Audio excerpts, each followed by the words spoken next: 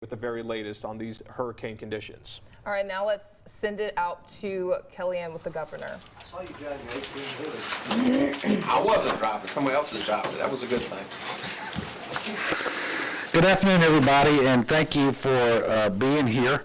We just completed a meeting of the Unified Command Group, and I have earlier this morning personally spoken with just about every parish president along coastal Louisiana and a few of the sheriffs as well, and I've been in close contact with Lieutenant Governor Nungesser, who is down in Plaquemines Parish.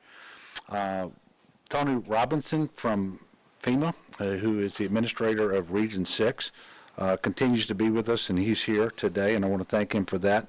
And Congressman Graves was able to join us for the UCG meeting, and he's here with us, and I thank him as well. As you all know, Barry is now a hurricane. The guessing game is over. It made landfall as a hurricane with 75-mile-per-hour winds. It is easing onshore slowly at 6 miles per hour. That's one of the challenges with this storm. We would like for it to pick up pace a little bit, and so that it would move through the area a little quicker. It is expected to move up the center of the state, exit somewhere on the Louisiana Arkansas border, and again, the quicker it could do that, the better. The track did shift slightly to the west. However, it is well within the cone that we were told to expect from the National Weather Service, and so there were no real surprises there. Rainfall remains the primary hazard. We are still looking at 10 to 15 inches of rain with the possibility of higher isolated amounts. As we all know, however, it doesn't take much saturation of the ground so that even slighter winds can have a devastating impact with respect to trees falling onto houses and highways and so forth, as well as utility poles. And so power outages will be significant, and in fact are already significant in some areas of the state. And while rainfall remains the #1 threat, we're also experiencing storm surge flooding that will continue throughout the day. Tropical storm force winds will also likely impact much of the southern part of the state. In fact, if you look at it, they're going to extend from Cameron Parish in the west over to Lake Pontchartrain in the east, and now well north of Alexandria as the storm continues to move north. Anytime you have a storm like this, there is a possibility of tornadoes, and so we ask people to be very careful with that. We are keeping a close eye on the rivers across South Louisiana, all the way from the Mermentau in the west to the Tangipahoa River in the east, and actually even further than that. But with particular eyes upon the Comeet and Amite rivers here in the capital region, based upon regional experience that we had in 2016, we do expect the Comeet to crest very close to, if not slightly higher than, the crest in August of 2016. That is obviously not good news here. We expect the Amite to crest right around the crest at the 1983 flood levels. Now, that's a little better than in 2016, but still a very serious flood threat. Some good news is that the gauge at the Carrollton gauge, I should say, of the Mississippi River in New Orleans is now expected to crest at 17.1 feet. As you know, as of yesterday, we were expecting that crest to be 19 feet. Even at 19 feet, we didn't anticipate river overtopping levees anywhere. We can say now that the rivers will certainly not overtop the levee anywhere on the Mississippi. The U.S. Coast Guard did rescue 11 people from their flooded homes in Ile de Jean Charles this morning in the lower portion of Terrebonne Parish. That area is outside the hurricane protection system of Terrebonne and was under a voluntary evacuation order. And I want to pause to thank the Coast Guard for doing that. Incredibly important that those services were available, and they have the expertise and the equipment to be able to make those rescues even by air during the period of the storm when most other air assets are not able to fly. And so that's another federal resource that has been brought to bear here in the state of Louisiana to protect life, and that's critically important. I do want to clear up a little misinformation that's been going around. The overtopping that has occurred in Plaquemines Parish is not the Mississippi River levee. It is a back levee in the vicinity of Myrtle Grove, and it points further south. At this point, Highway 23 in Plaquemines Parish has not been overtopped. It has not been closed, but that is certainly possible going forward. And this validates, I believe, the decision that President Kirk Lapine made to have a mandatory evacuation in the lower portion of Plaquemines Parish. We actually anticipated that the back levee would be overtopped, and so we are not surprised by what has happened. But what everyone should understand, no Mississippi River levee has been overtopped, and not a single levee in the state of Louisiana as of right now has failed or breached. Finally, I want to share with everyone that if you are in need of a shelter, you can text LA Shelter to 898-211, or you can call 211 to find the list of shelters that are open in your area. Again, text LA Shelter, that's all one word, LA Shelter, to 898-211 or call 211. I also want to caution everybody, this is just the beginning. I ask everyone to stay vigilant and be safe. This has always been projected to be a rain flood event, and it will be. The vast majority of the rain that's falling right now is falling in the Gulf. That will soon change as the storm continues to move north. We have planned, we have prepared, we have stationed folks. We've activated 3,000 members of the National Guard. We have pre-positioned assets, including buses and pumps. Shelters are open, and more are opening around the state. We need you to continue to stay in touch with the news sources. Heed the advice of local elected officials. Do not attempt to go sightseeing. That is very dangerous for you, but the real problem with that is you make it much more likely if you venture out too soon, and when it's not necessary for you to do so, our emergency response people are going to have to be trying to rescue those sightseers and not be able to focus solely on those individuals who need rescuing because of the flood. And so be patient. If you are driving and you don't know for an absolute fact that standing water is safe to proceed through, don't do it. Turn around and go back. That is the source of most fatalities in floods, at least here in Louisiana over the last several years.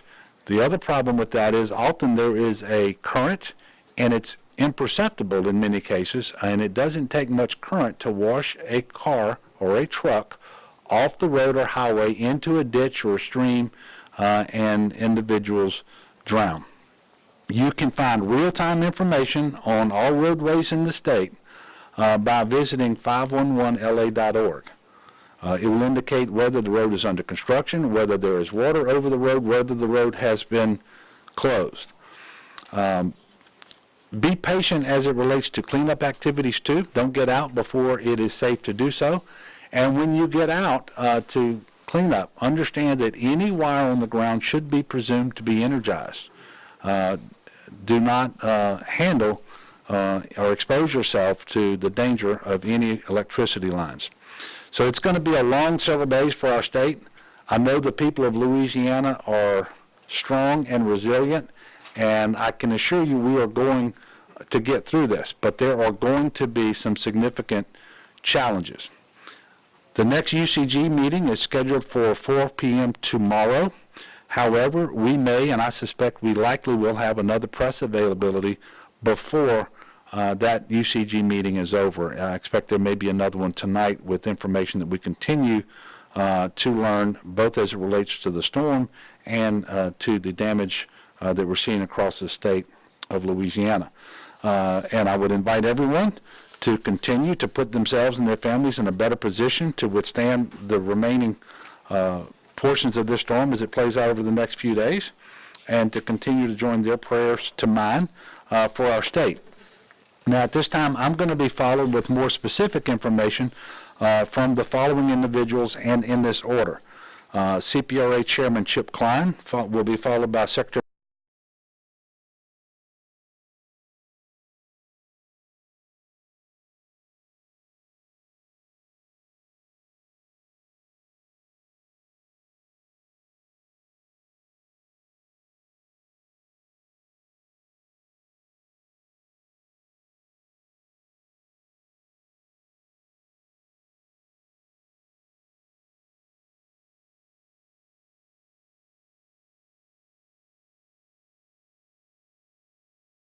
Graves concludes his remarks.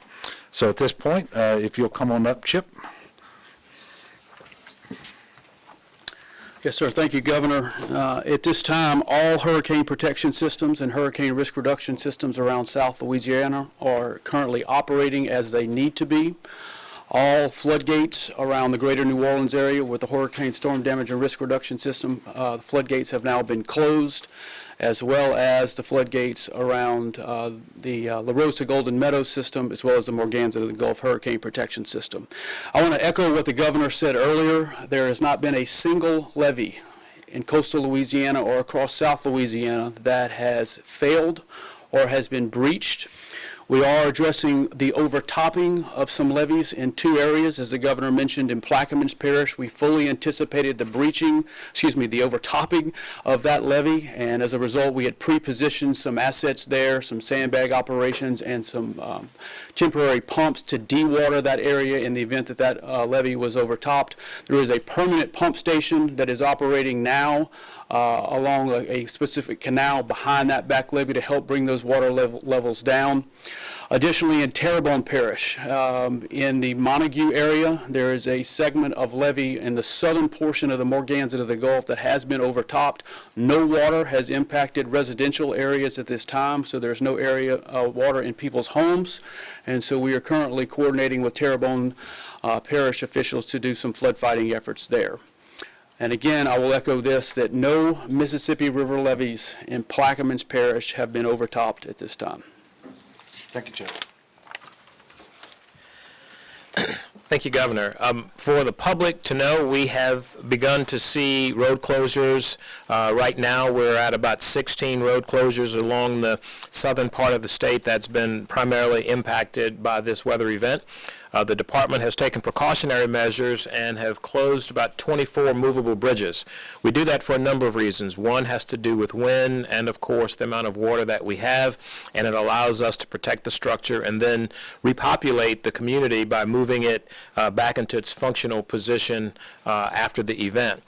Both of these situations are very dynamic in terms of what happens through the storm. The longer this event takes place, the more dynamic it becomes in terms of road closures and bridge closures. And I would call your attention to 511la.org because that's the most up-to-date, real-time data that you can get regarding those closures. And I say that because as we see this system move north through the state of Louisiana, we anticipate providing some detours and some closures to protect our resources and to better make to make our services more efficient for you all, to make sure we're in the right spots along the way.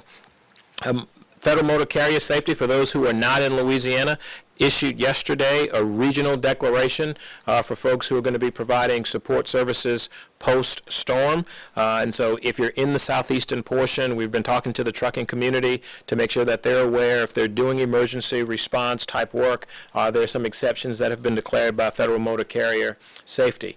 And finally, regarding the assets that we have, we're at 177 coaches here in the state of Louisiana, as well as 31 paratransit services, and we're adding an additional 27 within the next couple of hours, and we have 171 school buses. We will move those around as the event progresses, and so we have a vehicle staging area in Acadiana.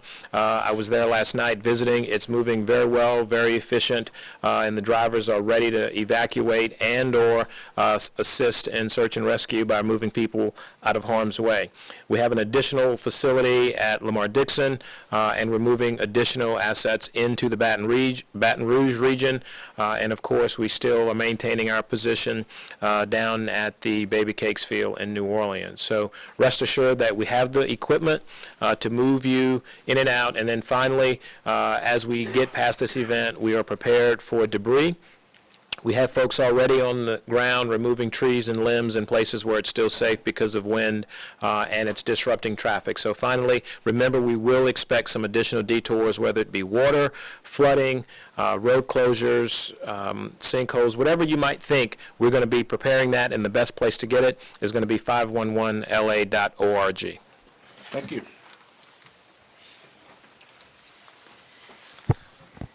I want to begin by thanking the parishes across the state that have worked with us to open shelters and take care of their local residents. We have 28 shelters open across the state right now. The bed count last night was 315 people. We do this count at midnight so that we get a true count of who is in the shelter. Shelter populations fluctuate during the days, and so you may hear different numbers of, oh, there were 400 people here or whatever. We brief you on the number that slept in a cot in a shelter anywhere in the state, and that number was 315 last night. We are staging right now in Baton Rouge and Lafayette to take any overflow of that and, of course, to be prepared for search and rescue efforts that we know are coming. If you are looking for a shelter, we have this neat new nifty flyer that you have, and for those of you with print media, as the governor said, you text LA Shelter, one word, to the number 898-211. 898-211, and that will give you a listing of all the shelters that are open and give you information about those. You can also call 211 if you want more information. So we will continue to brief you with numbers of people that spend the night in shelters, but if you're looking for shelter information, that 211 text or call is your best route.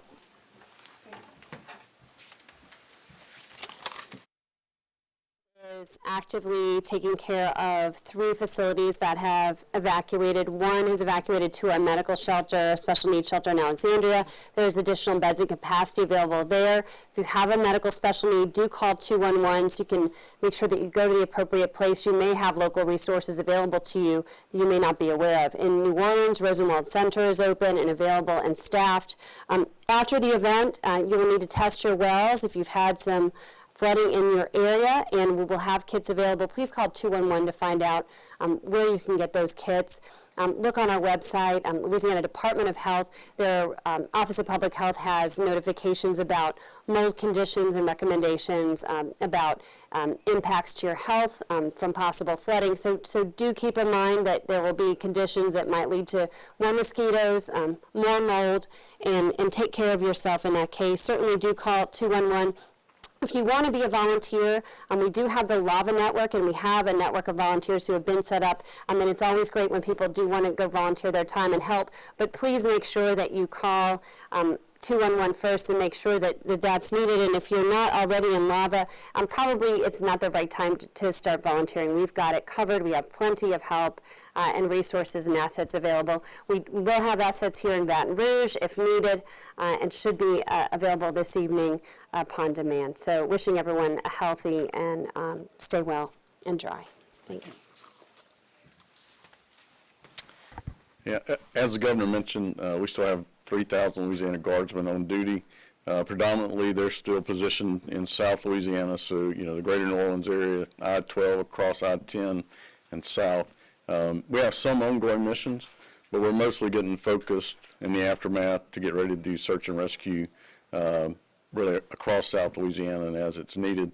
Do security missions. One of the things we focused on the last couple of days with FEMA is making sure we had commodities moved in so that we were able to provide food and water as needed to our citizens in the aftermath of this storm. I will tell you we're starting to look at Central and North Louisiana as the storm moves north to try to make sure that we're set in those areas to do search and rescue, security, commodities distribution, and whatever other requests we have. With that, Governor, thank you. Thank you. And Congressman Graves was called away, and so he is not here to brief. And so with that, we're going to open the conference up for questions. Yes, sir. Is there anything yet that has surprised you about the storm or your team? Where it is, rainfall, winds, anything? No, we're not surprised, but I will tell you that this storm has our attention, and it should have the attention of everybody across the state of Louisiana. I think it's probably helpful in at least as it relates to making sure that folks are cognizant of the dangers and the threats that we had severe flooding here in 2016. In a certain smaller portion of East Baton Rouge, we had a significant flood on June 6th. We were able to compare the expected crest of the Comeet and Amite, for example, to what has happened recently here, and I think that gives people some idea of what they can expect. So I don't know that we've been surprised by anything up to now, but it is early. Most of the rain continues to fall in the Gulf, and so I have every reason to believe, as the way these things usually unfold, before it's all over, Mother Nature will throw a few curveballs at us, but it really hasn't happened yet. Yes, sir. You mentioned 11 people in Terrebonne Yeah.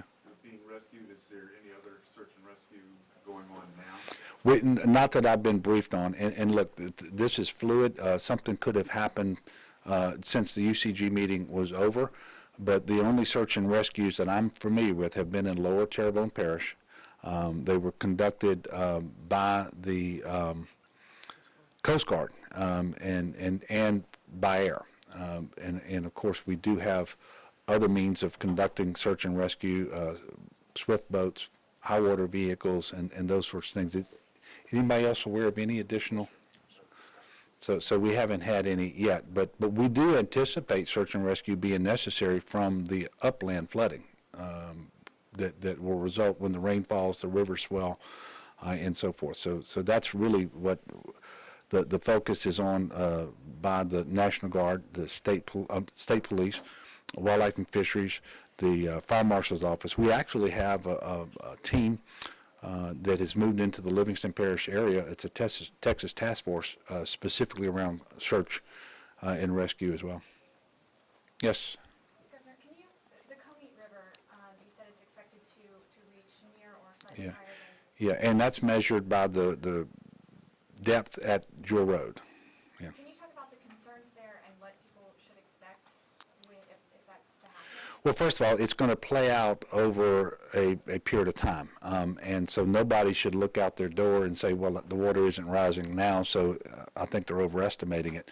This is going to happen not just as rain falls in the immediate vicinity over the next number of hours, but as rain falls north as well, because all of that rain is going to flow south. And so obviously we think the prudent thing to do is first of all, give this information to individual residents of the area, but also to local elected officials. It will inform their decisions about additional evacuations, be they mandatory or voluntary. Also, the opening of shelters, how many shelters that we anticipate need to be opening, and so forth. But the other thing that gives us a lot of cause for concern is the levels of rainfall that we're talking about in those rivers are also going to fall elsewhere in Louisiana too, in rivers that don't have quite that experience recently, and so those residents and business owners in close vicinity to those rivers haven't experienced it like happened here in 2016. So again, this is a very serious storm, and I guess that's the real message around the Comeet levels that we expect to see before this is all over. And again, this is going to play out over the next 36 hours or so. Yes, ma'am. You mentioned 2016 floods and the Comeet River levels. I know that there's differing rain levels for this storm, but it's slow moving and it's sitting on top of us. A lot of people that we talk to have a lot of anxiety comparing the slow moving, heavy rain dump storm to 2016. Any message to them? Do y'all have any particular game plan for those particular areas where they flooded? Well, look, some level of anxiety may be helpful if it spurs people to take this seriously and to safeguard lives and property as best that they possibly can. We don't want people to be so anxious that they don't do anything.